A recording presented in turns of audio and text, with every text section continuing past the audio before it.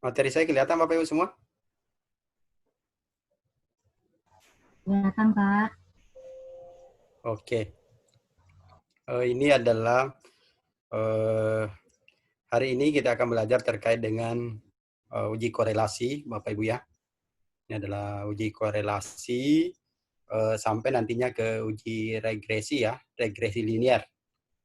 Jadi yang kita pelajari untuk pertemuan hari ini adalah regresi linear karena sebenarnya regresi itu ada dua ya, ada regresi linear dan ada non linear ya, seperti itu. Yang biasa kita dapatkan adalah regresi logistik. Oke. Baiklah. Jadi dalam uji statistik terkait dengan korelasi, ya. Jadi korelasi ini sebenarnya adalah bagaimana kita teknik statistik ini yang digunakan untuk menguji ada atau tidaknya hubungan serta arah hubungannya, ya. Arah hubungan yang bagaimana yang kita maksud, ya. Apakah dia searah atau berlawanan, ya. Seperti itu. Kalau dia searah artinya misalnya kalau variabel independen meningkat, maka otomatis variabel dependen juga akan meningkat. Itu yang dikatakan bahwa dia hubungan searah. Nah, bagaimana kalau dia hubungan tidak searah atau berlawanan? Artinya jika variabel independennya meningkat, maka variabel dependennya menurun, ya. Oke, seperti itu. Itu terkait dengan korelasi ya, terkait dengan arah hubungannya. Seperti itu. Nah, di statistik ini, jadi korelasi itu adalah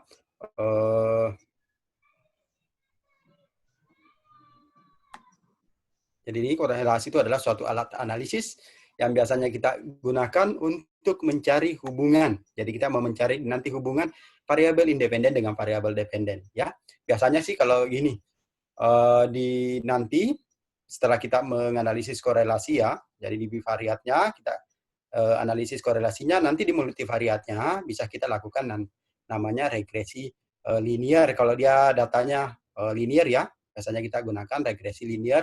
Apakah dia regresinya linear sederhana atau dia berganda. Ya, seperti itu. Itu yang kita inikan nantinya.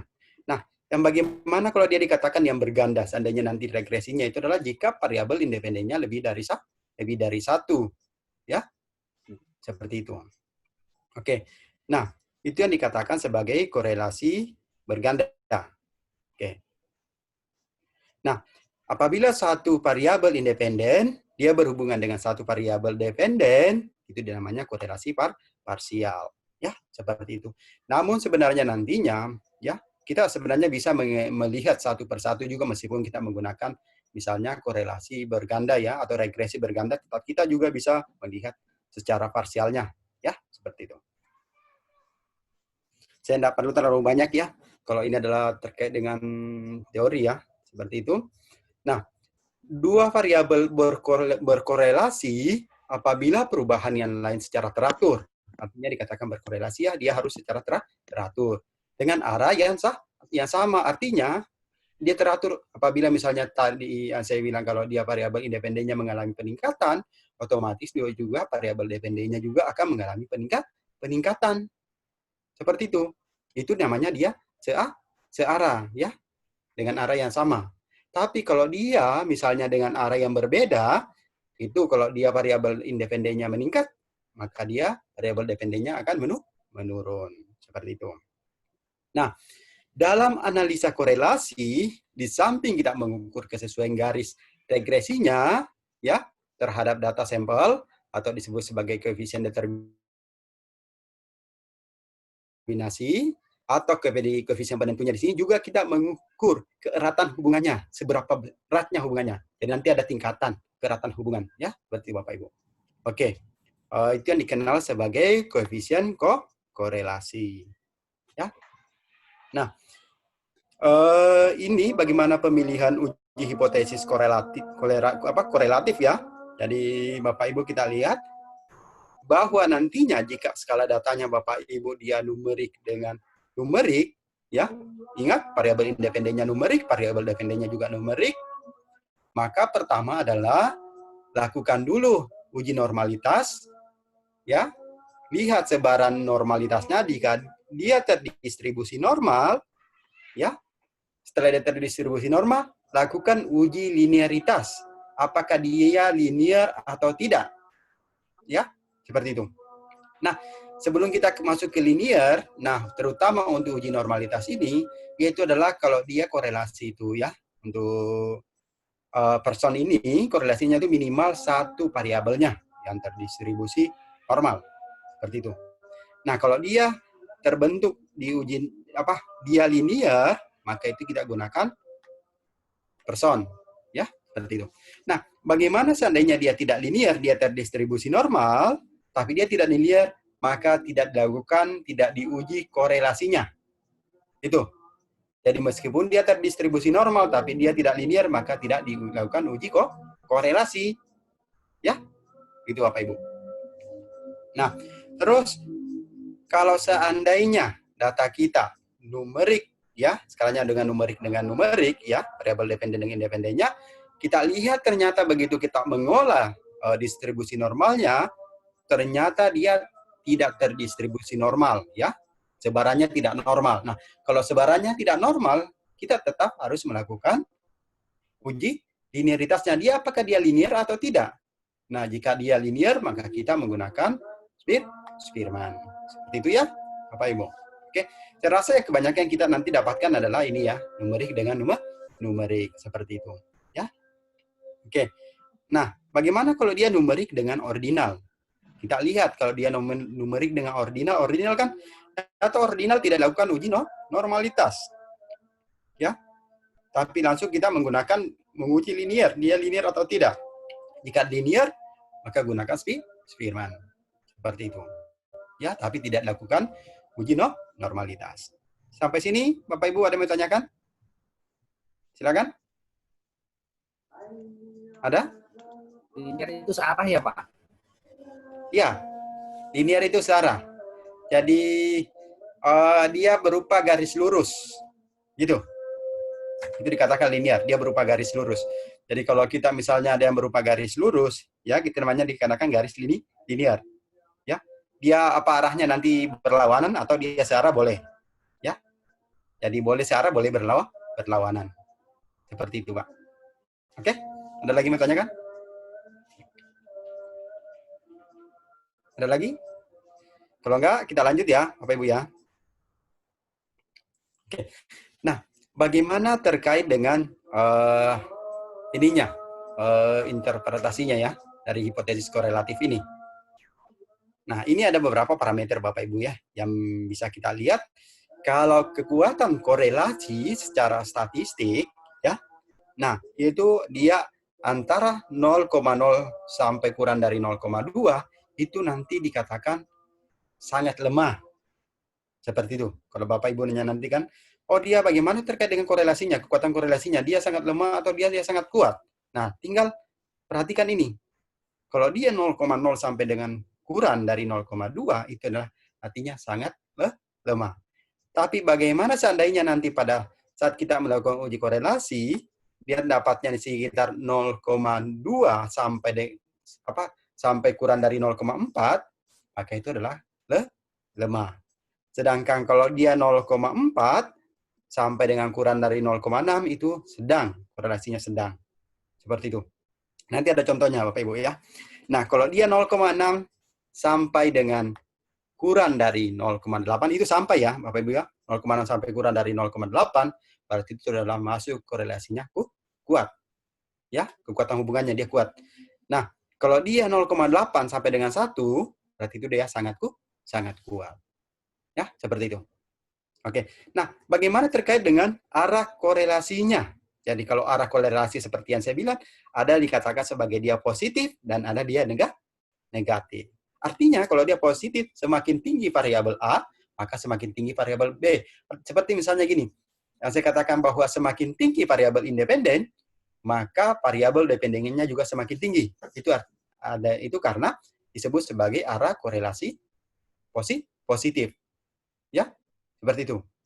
Kalau nilainya positif ya searah. Oke? Kalau dia berlawanan, kalau nilainya ya, kita lihat kan nilainya ya, Bapak Ibu ini ya. Kalau nilainya dia negatif, Ya, nanti kan ada tuh tandanya dia nanti negatif atau positif ya. Pada saat kita mengolah data, maka kalau dia nilainya negatif, maka arah korelasinya dia berlawanan. Misalnya, jika variabel A-nya semakin tinggi, maka variabel B semakin rendah.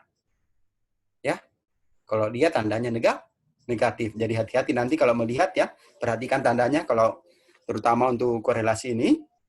Nah, bagaimana terkait dengan nilai value-nya? Nilai value-nya, kalau dia lebih besar dari 0,05, maka dikatakan tidak bermakna. Ya, oke? Sama dengan kalau nilai value yang kita lihat ya, kalau dia lebih kecil dari 0,05, maka dia korelasinya bermakna. Seperti itu. Oke. Paham sampai sini Bapak Ibu? Paham? Insyaallah ya.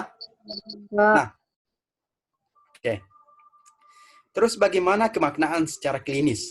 Jadi kemaknaan secara klinis ini, nah, R yang diperoleh harus lebih kecil dari R minimal itu, maka dikatakan korelasi tidak bermakna. Jika R yang diperoleh lebih besar dari R minimal, maka korelasinya bermakna. Oke? Seperti itu. Nah, koefisien korelasi ini ya, sama seperti yang sudah dijelaskan tadi ya. Jadi besar koefisien korelasi itu antara ini min 1 sampai dengan min 1, 0 sampai dengan positif 1. Seperti itu. Ya. Oke. Nah, koefisien korelasi 0 atau mendekati 0 itu dianggap tidak berhubungan antara dua variabel yang diuji. Misalnya variabel independennya dengan variabel dependennya, kalau dia mendekati 0 atau dia 0 itu artinya dia tidak ada hubungannya. Atau hubungannya sangat lemah ya. Seperti itu. Apalagi kalau 0 berarti dia tidak ada hubungan sebenarnya. Oke. Nah, ini Bapak Ibu ya. Jadi kalau dia arah korelasi positif itu ya. Jadi koefisiennya itu antara 0 sampai dengan 1. Itu. Nah, kalau dia negatif itu adalah koefisiennya kebalikan. Dia 0 sampai dengan min 1. Artinya dia berlawanan. Nah, bisa kita lihat nanti pada saat nanti kita ini diuji. Nah, seperti ini. Ini adalah kalau dia kita lihat gambarnya ini adalah kalau dia negatif seperti ini dia berlawanan. Kalau arahnya seperti ini, ya, maka itu adalah positif. Tapi kalau dia nilainya 0, artinya ini betul-betul tidak ada korelasi dia seperti ini. Dia tidak membentuk garis lurus. Ya, seperti itu. Makanya dia tidak linear, tidak membentuk garis lurus. Seperti itu. Oke. Nah, korelasi persen ini terutama digunakan untuk data interval dan rasio. Interval dan rasio atau dia data numerik seperti itu. Yang terdiri dari satu variabel minimal ya, satu variabel X di sini atau variabel independennya dan satu variabel Y atau variabel dependennya. Ya, juga harus distribusi datanya harus juga terdistribusi normal. Ya, paling tidak salah satu variabelnya dia terdistribusi normal itu. Kemudian dia yang tidak kalah pentingnya di sini adalah syarat linearitasnya terpenuhi karena dia harus membentuk garis lurus, dia harus membentuk linear seperti itu. Sampai sini ada yang mau tanyakan? Bapak Ibu semua? Ada yang mau tanyakan? Ada? Kayaknya ini masih ini ya, masih meraba-raba atau gimana? Ya, Pak, masih meraba-raba, Pak. Oke, nggak apa-apa Bapak Ibu ya. Nanti gini, saya berikan ininya, langkah-langkahnya. Jadi yang bisa Bapak Ibu nanti gunakan ya. Nanti langkah-langkahnya bisa Bapak Ibu gunakan pada saat mengolah data ya. Seperti itu. Oke, saya lanjut. Nah, contoh. Ini ya, contohnya ini. Misalnya seorang peneliti ingin mengetahui korelasi antara frekuensi pemberian range ini dengan fungsi kognitif lansia. Ini hanya sebagai contoh ya. Sebagai contoh kita pengen melihat korelasinya. Ya. Nah, pertama adalah dilakukan dulu uji normalitas. Seperti yang kita lakukan sebelumnya, namanya data numerik, maka dia harus dilakukan uji normalitas data dulu. Itu bedanya. Kalau data numerik itu adalah dilakukan uji normalitas data, tapi kalau dia data kategori, maka tidak dilakukan uji normalitas data. Itu kuncinya. Oke? Misalnya ini kita lakukan nih, sama ini langkah-langkahnya ya. Kita lihat lagi di sini. Nah, kok kenapa ini dilakukan satu persatu? Karena bukan dia data berpasangan. Makanya diujikan semuanya. Ya.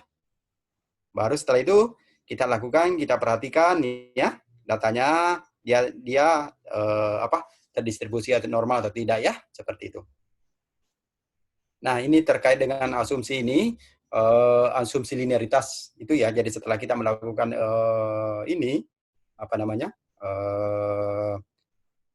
setelah kita melakukan tadi uji normalitas, maka yang harus kita lakukan adalah melakukan uji asumsi ya, asumsi linearitas ya, seperti itu. Oke.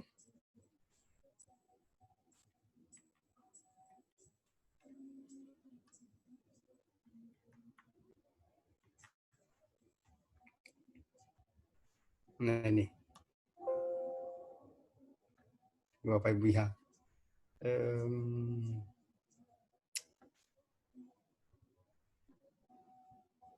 Oke. Nah, selanjutnya apa yang harus kita lakukan? Yaitu adalah melakukan uji ini ya. Jadi kita melakukan uji ini korelasi ya, yang kita gunakan setelah uji normalitas. Asumsinya kita lakukan uji korelasi seperti itu.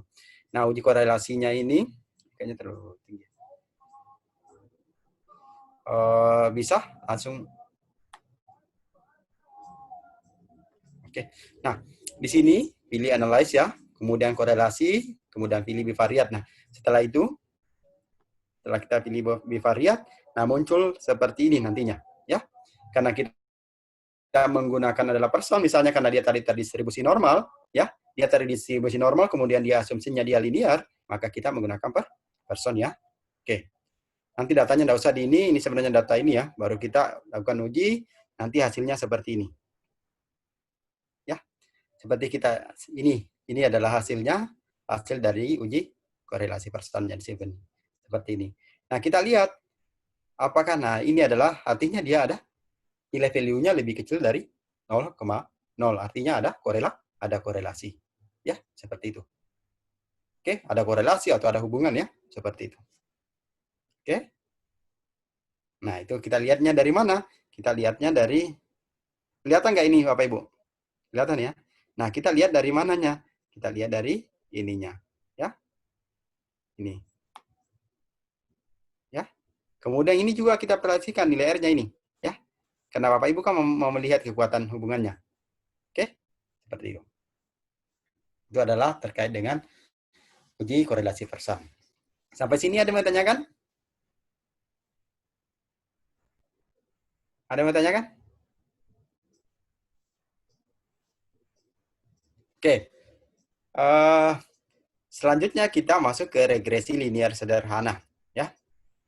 Ini regresi linear sederhana. Itu adalah apa itu regresi linear? Jadi regresi linear itu adalah jenis uji statistik untuk melihat daya prediksi. Jadi dia untuk memprediksikan, ya, yang kita memprediksikan variabel independen atau prediktor terhadap variabel dependen atau kriteriumnya, seperti itu. Jadi dia regresi linear ini yang ya itu adalah untuk memprediksi. Jadi prediksinya dari variabel independen terhadap variabel dependen. Kita memprediksi, oh ternyata misalnya seandainya variabel independennya meningkat, apakah variabel dependennya juga akan meningkat atau bahkan menurun? Ya, setelah kita lakukan analisa data, bisa kita lihat ternyata misalnya seandainya kita regresinya misalnya dia nanti bermakna ya. Nah, terus searah, misalnya dia nanti searah, arah ininya searah, maka bisa nanti diprediksi bahwa seandainya jika variabel independennya meningkat, maka kemungkinan juga variabel dependennya akan meningkat. Seperti itu. Ya. Nah, ini jenis analisis regresi, ya. Analisis regresi itu ada regresi linear, ya, dan ada regresi non linear. Nah, regresi linear ini ada dua, yaitu ada regresi linear sederhana dengan berganda. Seperti itu. Nah, ini. Nah, tujuan dari regresi linear pertama adalah membuat estimasi rata-rata dan nilai variabel tergantung dengan didasari pada nilai variabel bebas. Seperti itu. Ya. Nah, untuk meramalkan nilai rata-rata variabel, jadi dia di sini kita bisa meramalkan nilai rata-rata variabel bebas dengan didasarkan pada nilai variabel bebas di luar jangkauan. Ya, karena terkadang ini kita sebenarnya mau melihat, misalnya nih ada hubungannya nih, kita sudah tahu bahwa dia ada hubungannya ya, seberapa besar hubungannya, korelasinya ya, sudah tahu seberapa besar korelasinya. Nah, di regresi ini kita bisa memprediksi ini kira-kira seberapa besar dia dari variabel independen ini mempengaruhi variabel dependennya. Kita bisa memprediksi, kita bisa melihat di analisis regresi ini. Ya, kita bisa mengetahui. Bukan cuma kita mengetahui, oh ternyata dia ada korelasinya. Dia hubungannya, misalnya korelasinya sangat kuat. Tapi di regresi ini kita bisa melihat seberapa besar pengaruhnya variabel independen ini terhadap variabel dependen ini. Ya, misalnya nih, kalau misalnya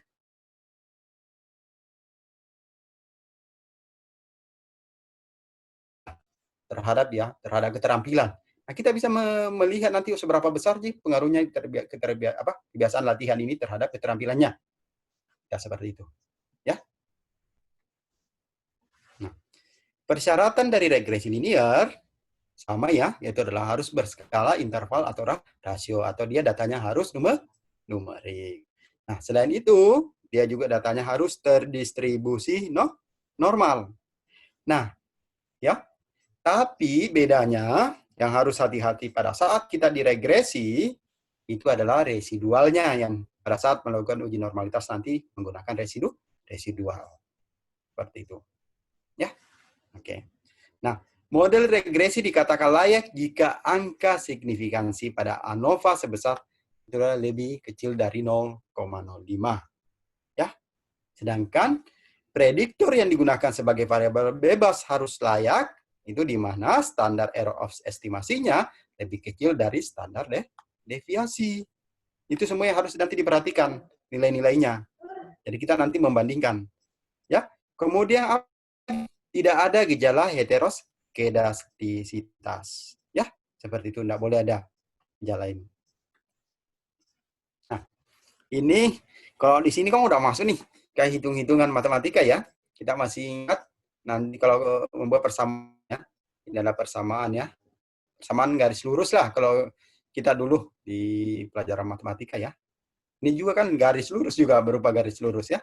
Kayaknya persamaannya seperti ini. Nah, memprediksi nilai Y dari X. Contoh, berapa lama hari rawat jika pasien berumur 40 tahun. Nah, ini kita bisa prediksi dari menggunakan regresi linear ini, ya. Nah, asumsi pada regresi linear itu nilai min dari Y adalah fungsi garis lurus, ya, seperti itu. Namanya juga linear ya. Bapak Ibu, seperti ini adalah rumusnya. Nanti persamaannya ini adalah persamaannya dari regresi linear ini, ya. Kemudian nilai Y di sini terdistribusi secara normal untuk setiap nilai Y terdistribusi secara normal untuk setiap nilai X. Ya, seperti itu. Nah, di mana variannya di sini sama untuk setiap nilai X, ya, seperti itu. Ini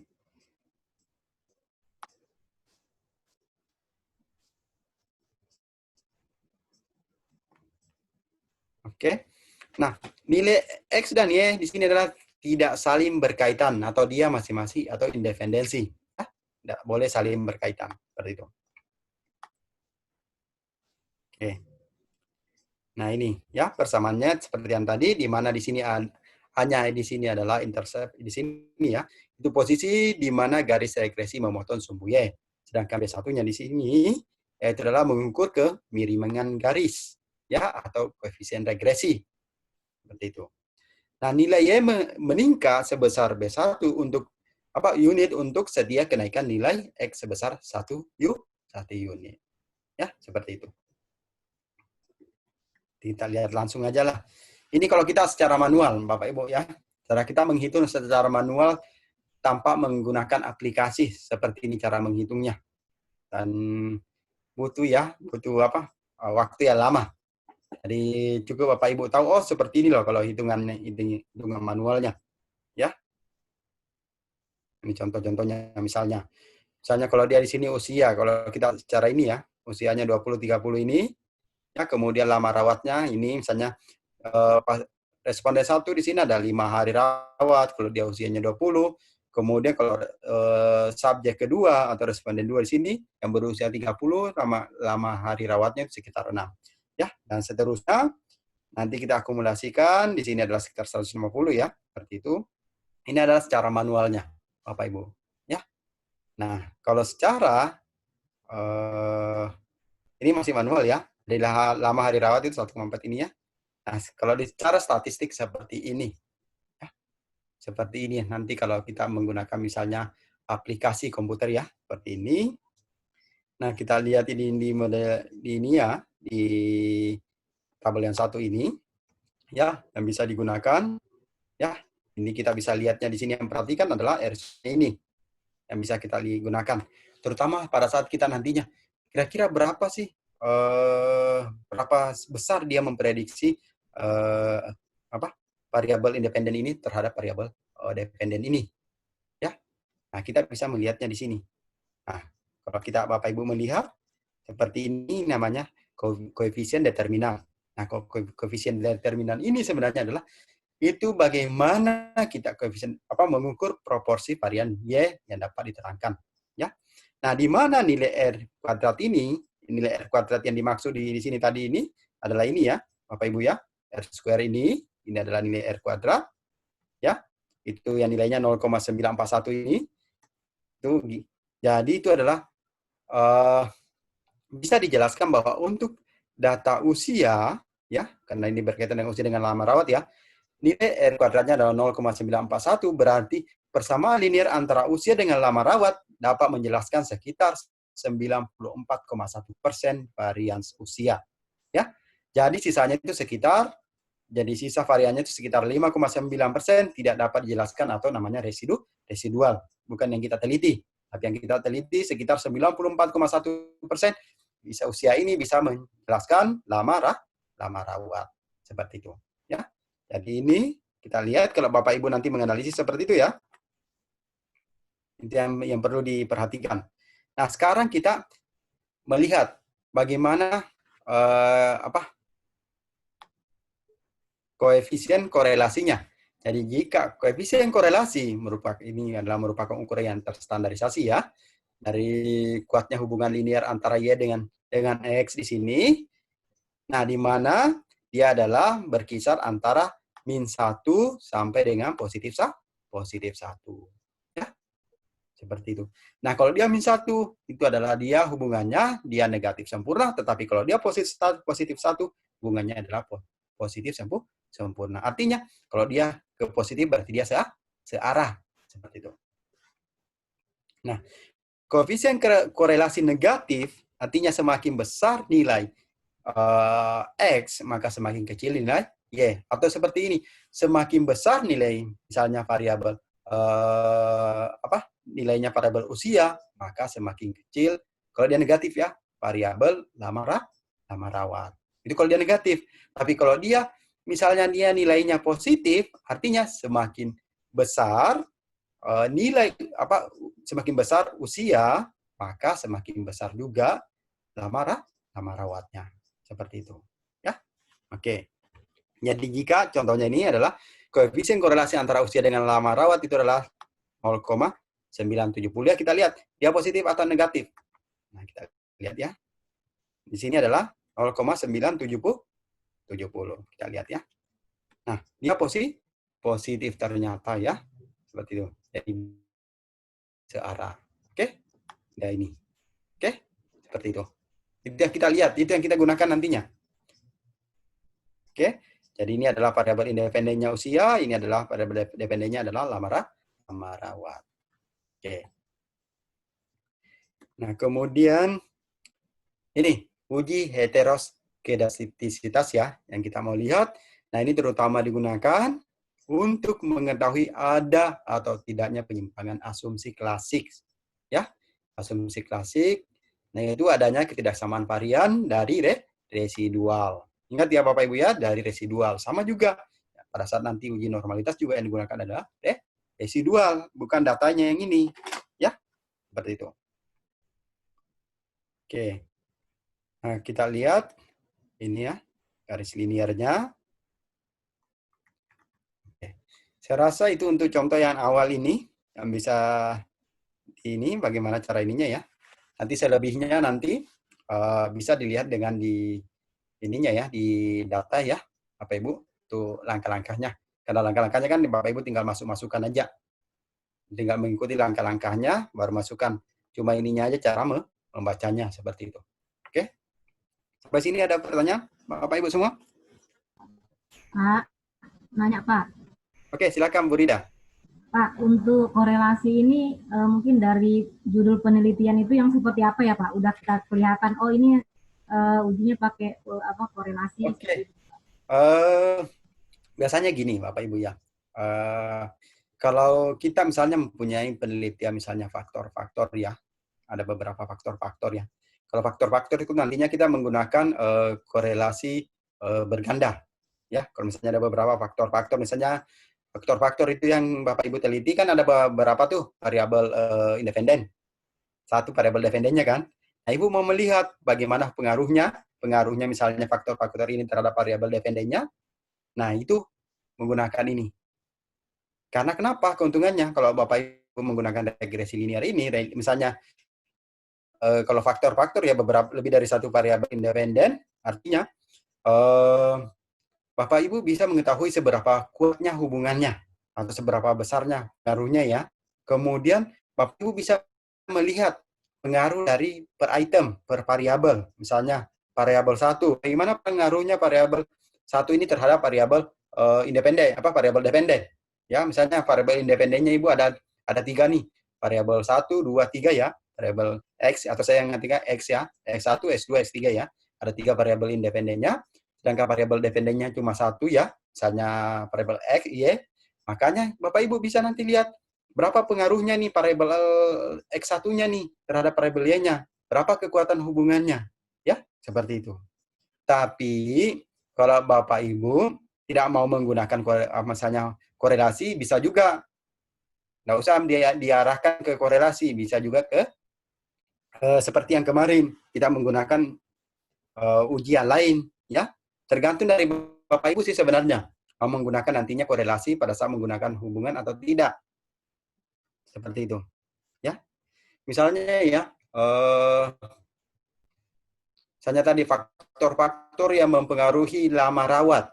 Nah, misalnya ya faktor-faktor yang mempengaruhi lama rawat.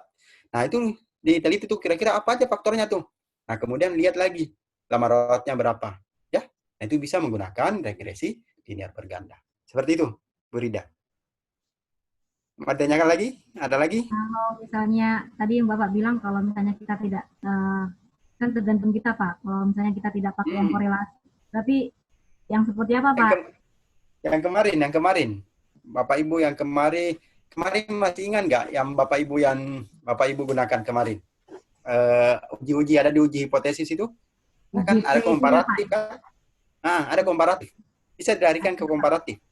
Ya, kan ada komparatif kan kemarin waktu uji hipotesis saya jelaskan kan ada komparatif, ada korelatif. Ini yang korelatifnya yang kita bahas sekarang. Kalau kemarin kan komparatifnya tuh. Kalau Ibu nggak mau misalnya korelatifnya, korelasinya ya, nah, bisa diarahkan ke komparatif. Tinggal mainkan aja, maksudnya atur di ini kan aja karena peneliti sebenarnya menentukan terkait dengan skalanya, skala datanya. Bisa. Seperti itu. Nah, itu Bu Rida. Masih ada? Oke. Pasti kalau Ibu Rida ini melihatnya ini karena banyak banget ya. Emang banyak. Kalau korelasi itu regresi itu kan banyak asumsi-asumsinya. Ya, asumsi klasik banyak banget ya asumsi-asumsinya. Seperti itu. Tapi ada ini kok. Ada saya punya datanya. Nanti langkah-langkahnya. Kalau misalnya Bapak Ibu nanti ya. Cuma kalau saya mau kita jelaskan dengan satu pertemuan ini nanti cuma sebagian dijelaskan, waktunya habis. Ya. Pak, kalau maksudnya kalau kita kan pakai korelasi misalnya Pak, Ah. dia deskriptif korelasi itu nanti ada materi sendiri nggak Pak? Mohon maaf, kalau deskriptif itu nggak ada deskriptif korelasi. Jadi deskriptif itu artinya cuma satu variabel. Ya. Jadi kalau misalnya gini kan, ada kan biasa Bapak Ibu misalnya baca deskriptif analitik, itu rancu. Sebenarnya nggak ada yang namanya deskriptif analitik. Itu kita memilih apakah deskriptif. Kalau cuma satu variabel kita, tidak menghubungkan variabel itu namanya deskriptif. Kalau menghubungkan variabel, ada dua variabel independen, ada variabel independennya, ada variabel dependennya yang dihubungkan, itu namanya analitik. Kalau kita sekarang korelasi bisa membuat korelasi seperti itu, ya. Tapi kalau Bapak Ibu mau deskriptif, satu variabel aja, tapi tidak menghubungkan apa-apa. Bapak Ibu hanya mendeskripsikan namanya, ya seperti itu, Rida ya. Baik, Pak. Emang sih kalau saya lihat dulu tuh sempat juga saya beberapa baca beberapa penelitian, masih ada yang menggunakan deskriptif, biasanya deskriptif analitik, ya. Seperti itu. Sebenarnya maksudnya itu mungkin dia menganalisis sekaligus mendeskripsikan. Karena ada univariat, ada bivariatnya di sana. Nah, tapi sebenarnya itu kita memilihnya cuma satu. Kalau sudah menyebutkan analitik, nggak boleh lagi deskriptif ikut. Karena beda arah. Kalau kita misalnya, saya menyebutkan pada penelitian saya adalah penelitian analitik, nggak boleh lagi deskriptif. Karena kenapa? Ya, kalau saya membuat namanya analitik, otomatis nanti di hasil saya pasti ada univariatnya. Tanpa saya harus sebutkan. Seperti itu. Itu Bu Rida ya. Kalau untuk desain cross seksional itu nanti ada sendiri ya Pak materinya Pak?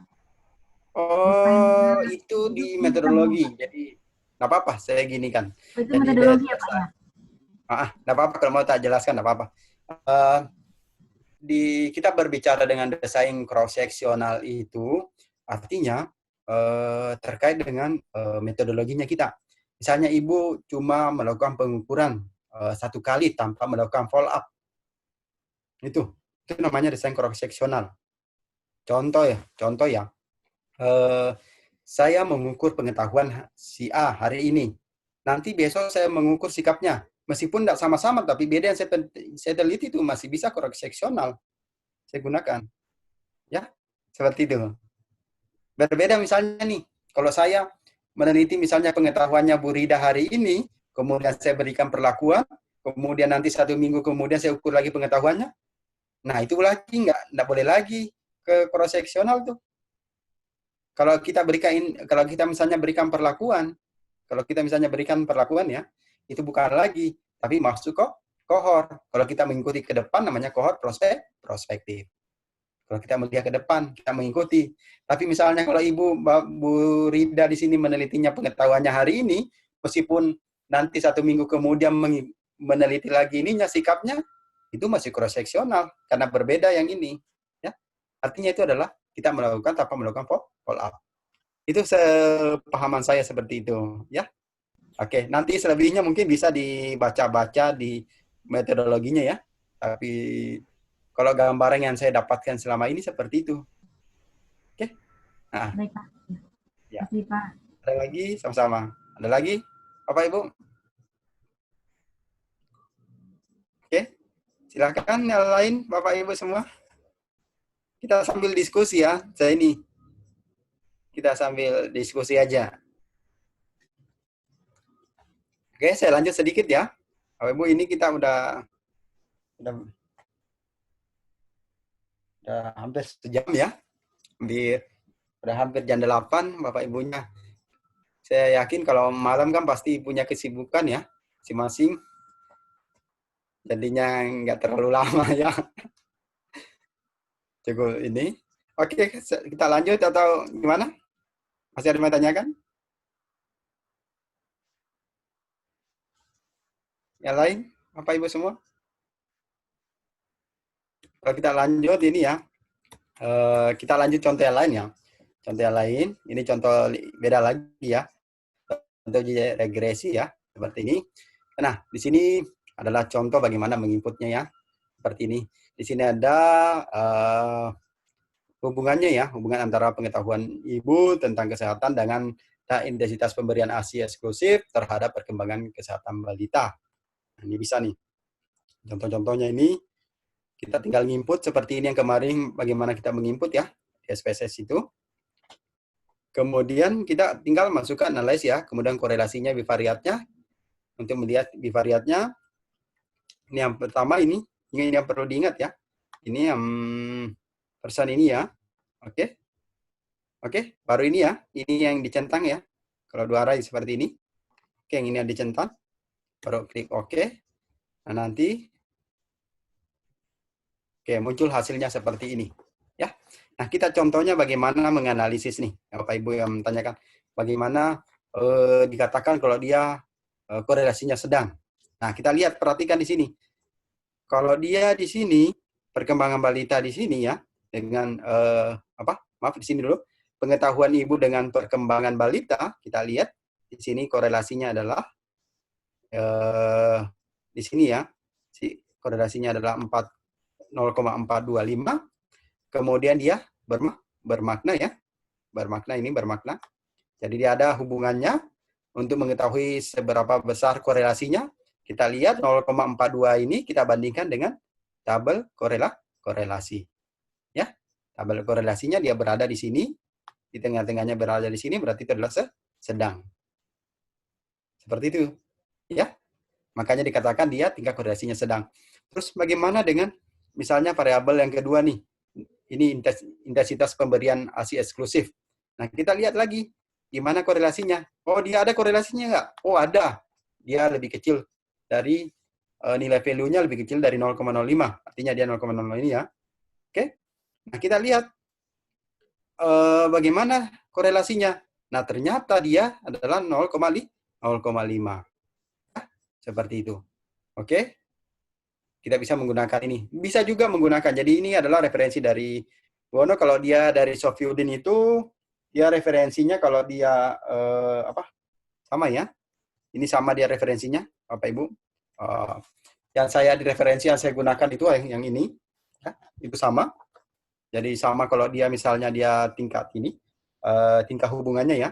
Kalau di sini juga dia 0,4 sampai dengan kurang 0 dari 0,6 itu adalah sedang ya. Jadi itu untuk ini adalah pengarahnya Sofiuddin. Menurut saya bagus sih. Kalau saya biasanya menggunakan ini buku yang ini. Nggak promosi ya, tapi emang bukunya bagus. Menurut saya mudah dicerna. Nah, seperti itu. Nggak promosi, tapi karena kita ini ya membahas ini, itu yang menurut saya tingkat pemahaman ininya bagus. Oke, sampai sini ada yang menanyakan? Ini ya udah tahu ini ya, nanti kalau terkait dengan korelasinya ya. Oke, jadi kan pertama tuh lakukan dulu uji normalitas ya. Untuk kalau ini melihat korelasinya ya, menggunakan uji person ini lakukan dulu uji normalitasnya. Kalau terdistribusi normal, lihat asumsi linearitasnya. Kalau dia linear, maka gunakan person seperti itu. Ya. Oke. Nah, sekarang kita melihat dia ini. Kita lihat regresinya, masuk regresi linearnya. Kita buka analisis ini, regresi linearnya. Nah, kita ini tinggal Bapak input nanti, ya. Ini sudah tinggal panduannya udah ada kok, tinggal Bapak Ibu nanti klik-klik aja ya. Nah, seperti ini tinggal menganalisis. Tinggal hasilnya aja. Nah, hasilnya di sini kalau kita lihat, yang pertama yang harus Bapak Ibu perhatikan adalah ini. Jadi yang ini ya Bapak Ibu ya. Ini. Jadi X1 berpengaruh signifikan. Satu ini Bu ya, berpengaruh signifikan terhadap variabel Y. Variabel Y itu apa? Dia perkembangan kesehatan balita. Jadinya pengetahuan ibu tentang kesehatan di sini berpengaruh terhadap perkembangan kesehatan balita karena saingannya di sini ya, nilai value-nya di sini adalah 0,002. Bapak Ibu ya, 0,002. Kalau Bapak Ibu lihat ya, 0,002 lebih kecil dari 0,05. Artinya ada ininya, ada pengaruhnya ya, seperti itu. Nah, dan T hitung, kalau kita melihat dari T hitungnya, dia di sini adalah 3,252 lebih besar dari T tabel 2,01. Nah, nanti Bapak Ibu kalau mau mengetahui cara ininya dari T tabel, nah, seperti ini. Ya, ini cara melihatnya dari T tabelnya. Jadi kalau dia uji dua arah, ya dibedakan ya. Kalau kita melihat dari uji dua arah yang ini, ya yang di atas. Kalau hipotesisnya Bapak Ibu uji dua arah ya, maka gunakan yang ini ya, yang di bawah ya. Ini 0,05 ini Bapak Ibu ya. Jadi 0,05, 5% tentukan dulu. Ya, dia signifikansinya dua arahnya pada kolom berapa? 5%, berarti dia 0,05. Kita pakai yang ini. Ya, jadi berarti kita pakai yang ini yang di bawah ini semua. Oke. Kemudian bagaimana cara membacanya? Nah, yang kedua adalah tentukan melihat ininya untuk melihat baris dengan menghitung jumlah responden. Pertama adalah hitung dulu jumlah respondennya. Misalnya nih, oh ternyata jumlah responden saya ada 50. Berapa variabel? Cuma 1. Berarti dia adalah 50 kurang 1 berarti 49. Ya. Nah, kalau 49 berarti dia letaknya di sini. Nih, antara 40 dengan 60. Tengah-tengahnya nih, tarik garis lurus di sini. Tengah-tengahnya. Sampai di sini. Oh, ternyata tengah-tengahnya itu adalah 2,02 dengan 2,00, berarti dia adalah 2,01. Itu berada di tengah-tengahnya ini. Ini. Antara beradanya tengah-tengahnya yang ini. Garis lurusnya. 2,02 dengan 2,00 itu adalah pertengahannya adalah 2,01. Itulah tadi yang kita gunakan yang ini. Menggunakan dia 2,01. Dari mana kita ngambilnya? Di sini 3,252. 2,5 ini adalah T hitungnya. Ya. Nah, itu harus lebih besar. Ya. Nah, sedangkan untuk R square-nya ini, yaitu kita dapatkan adalah 0,181 atau sebesar 18,1%, kita kalikan dengan 100% Bapak Ibu ya. Kita kalikan, yang artinya bahwa pengetahuan Ibu tentang kesehatan, dia dapat menjelaskan sebesar 18,1% terhadap perkembangan kesehatan balita. Ternyata dia cuma 18,1% aja. Nah, itu udah kelihatan tuh. Terus bagaimana seandainya misalnya, karena ini adalah regresi berganda ya. Kemudian ada tadi, karena ada lagi namanya, kebetulan di sini hanya ini ya yang masuk ya, hanya pengetahuan. Oke, ini hanya pengetahuan Ibu aja yang masuk. Nah, kita lihat. Jadi sisanya itu masih ada 81,9% variabel X lain yang bisa mempengaruhi. Artinya, ternyata meskipun kita ada hubungannya antara pengetahuan Ibu dengan perkembangan kesehatan balita, ternyata cuma 18,1%. Malah lebih banyak variabel yang kita teliti. Itu adalah sebanyak 81,9%. Itulah yang lebih banyak pengaruhnya. Jadi kalau kita misalnya menyimpulkan, ternyata kalau pengetahuan ibunya bagus, pasti perkembangan kesehatan balitanya pasti juga bagus. Nah, belum tentu. Palingan cuma sedikit, palingan cuma 18,1%. Ada beberapa yang lain. Variabel apa yang lain? Mungkin ada misalnya status gizinya kita tidak teliti. Nah, bisa jadi status gizi ini bisa sangat besar pengaruhnya terhadap perkembangan kesehatan balita. Tapi kita tidak teliti. Makanya ada dikatakan 81,9% variabel S-nya itu adalah variabel lain yang tidak kita teliti. Seperti itu. Ya. Nah, bagaimana terkait dengan persamaan regresinya? Ya. Kalau ini adalah regresinya ya. Nah, kita di sini. Jadi Y di sini adalah 13,227. Yang mana yang kita ambil? Ini yang gunakan ya. Ini yang kita gunakan untuk persamaan regresinya. Kalau Bapak Ibu masukkan ini, kemudian ditambah 0,349. Ini juga digunakan 0,349-nya ya. Kemudian itu adalah X1-nya ya. Variabel X1 dari pengetahuan itu. Oke. Nah, koefisien beta ini yang dihasilkan adalah sekitar 0,349 itu positif ya.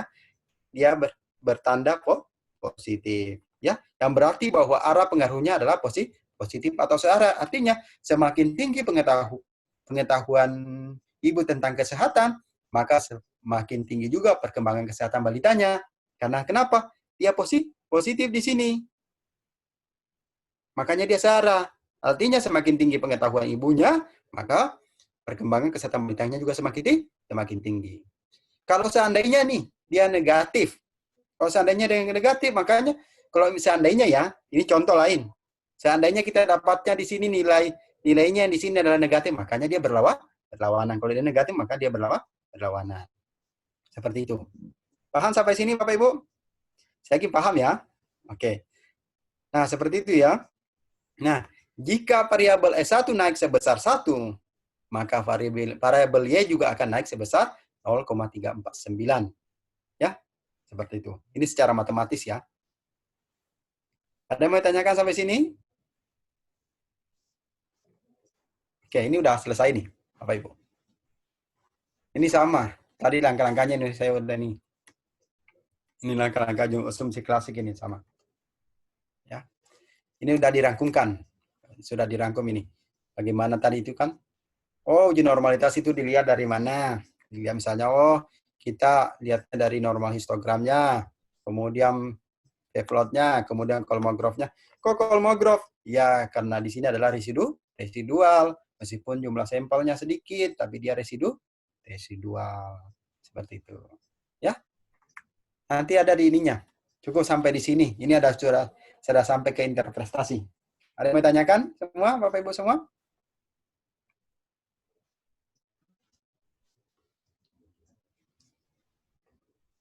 Ada yang mau tanyakan atau masih bingung? Silakan. Masih bingung ya? Bingungnya di mana? Dinyalakan, enggak apa-apa dinyalakan ininya, dinyalakan di unmute ya, dinyalakan speakernya. Nggak apa-apa. Silakan yang mau semua langkah-langkahnya ini, itu tadi cara menganalisisnya, langkah-langkahnya kan Bapak Ibu bisa ini, maksudnya banyak kok di ini. Ada juga yang saya punya ini dokumen itu, emang ada langkah-langkahnya di situ. Tinggal Bapak Ibu nginput, nanti hasilnya persis itu. Ya, oke. Nah, atau gini, Bapak Ibu silakan buat data ya, buat data, lakukan analisis regresi ya, regresi linear sederhana aja. Ya, nanti datanya di Word baru kirim ke saya. Nanti ininya langkah-langkahnya saya berikan ke Bapak Ibu, termasuk cara menganalisisnya. Cara menganalisisnya kan udah saya jelaskan tadi tuh. Ya, oke.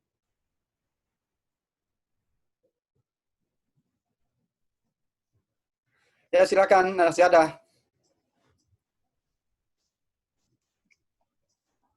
Ayo silakan, siapa? Mbak Dwi Aulia. Oke, silakan. Silakan, Pak. Nggak apa-apa. Namanya kita kan di sini adalah proses pembelajaran ya. Ya, silakan kalau ada yang mau ditanyakan. Ya. Atau Bu Juliana. Silakan, Bu.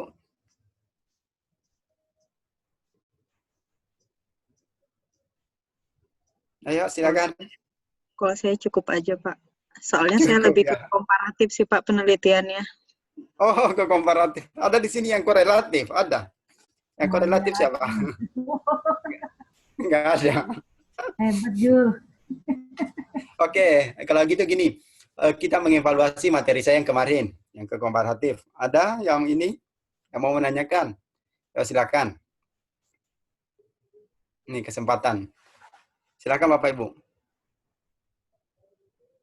Kita pecahkan sama-sama di sini. Kalau nggak bisa dipecahkan, itu jadi PR buat saya. Nantinya saya share ke Bapak Ibu. Ya, ya silakan.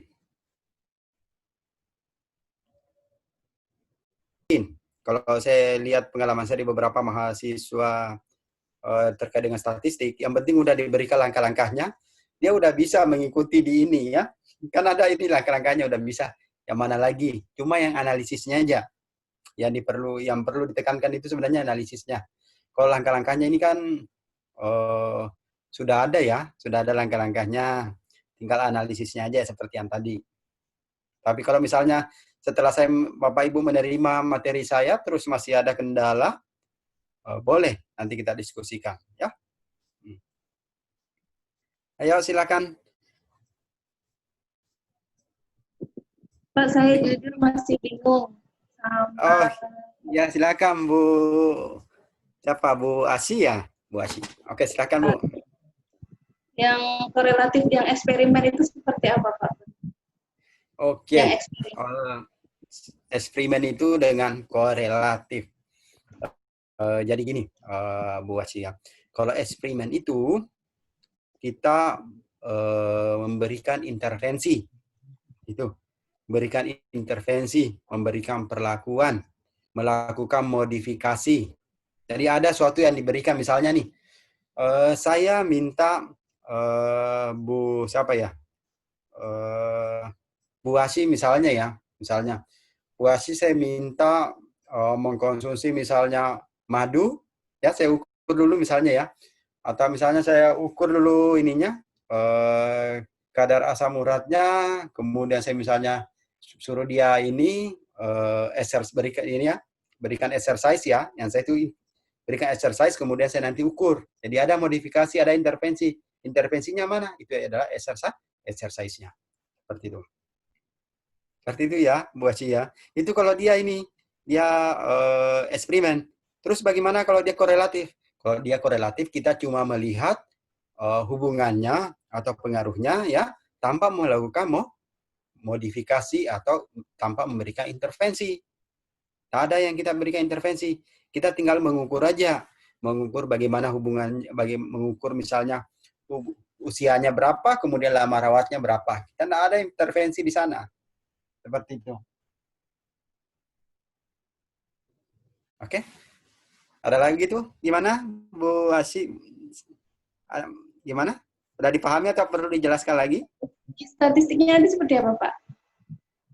Di statistiknya, nah tergantung skala ininya, skala datanya. Kalau misalnya Bu Asinya misalnya nanti menggunakan numerik ya, masing-masing numerik ini ya. Karena ada perlakuan misalnya ada pre, ada post ya. Itu kalau membandingkan antara pre dengan post, berarti itu adalah statistiknya larinya menggunakan uji T. Seperti kemarin uji hipotesis yang saya jelaskan langkah-langkahnya, karena dia komparatif. Nah, seperti itu. Oke, kalau Bapak Ibu Aci tergantung dia mau milihnya komparatif ya. Kalau milihnya komparatif seperti itu kemarin. Ya. Misalnya, oh ada pre-nya, ada post-nya, berarti saya membandingkan pre dengan post, maka saya menggunakan uji T berpasangan.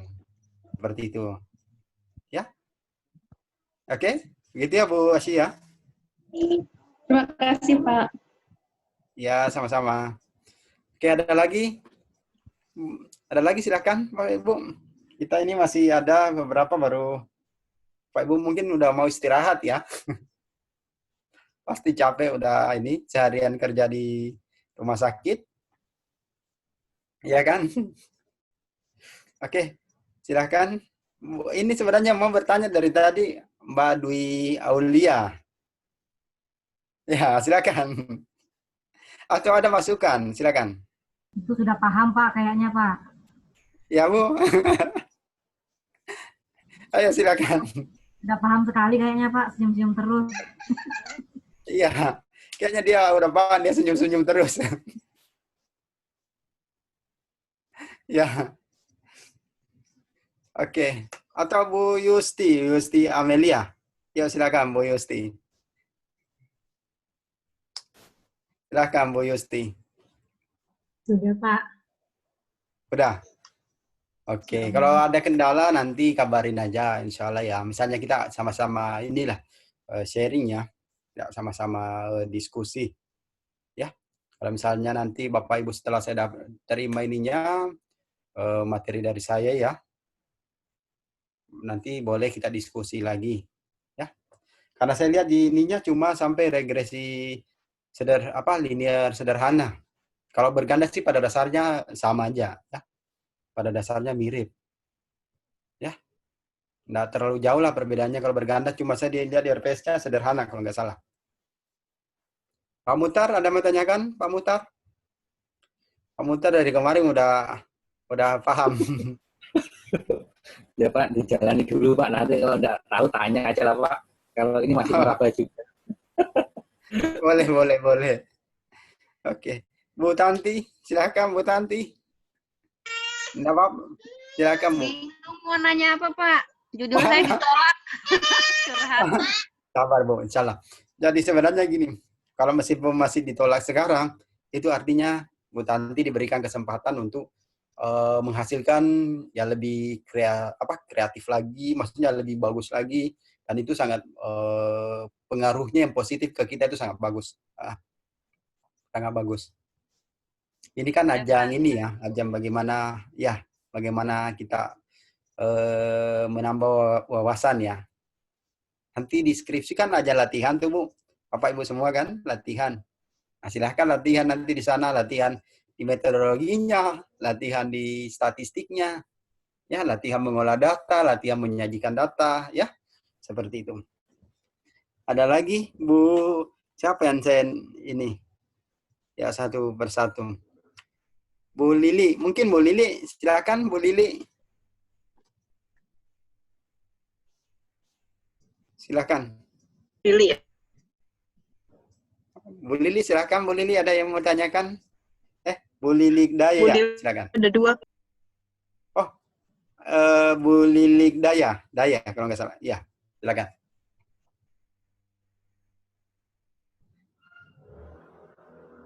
Ada yang mau tanyakan? Belum ada. Yang mau bertanya siapa? Bapak Ibu semua.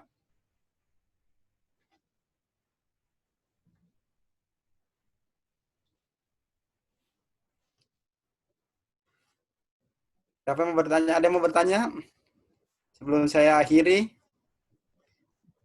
Kita sampai jam berapa sebenarnya, Bapak Ibu? Jam berapa? 8:30, Pak. Jam berapa? Pak Fahmi? Jam 8 lewat ya? Ya. Ya, benar ya? 1 jam lebih ya.